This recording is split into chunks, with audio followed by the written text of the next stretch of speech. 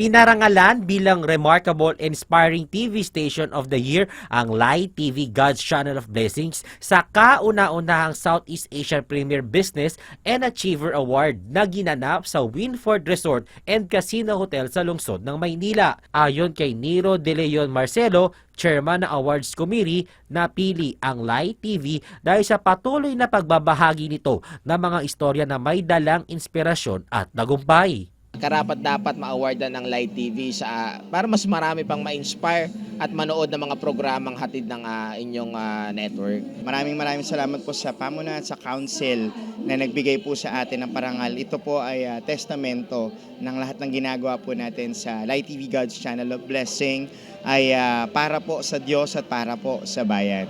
Nakatanggap din ang host ng Bangon na Pilipinas na si Public Attorney's Office Chief Attorney Persida Rueda Acosta ng parangal bilang Outstanding and Inspiring Public Servant of the Year.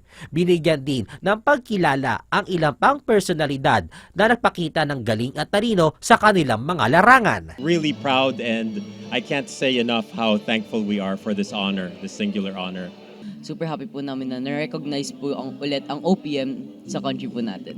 This award is actually dedicated to the God above, and I'm so grateful that He has given me an opportunity to inspire many more women. I wanted to thank God for always being there to me, beside my back and planning everything for me. Sa lahat po ng mga na-achieve ko ay para sa Panginoon. Nangako naman ang pamunuan ng Light TV na patuloy na magkakaloob ng mga programang magiging inspirasyon sa mga manonood nito at tatalima sa adhikain nito na maging tunay na God's Channel of Blessings.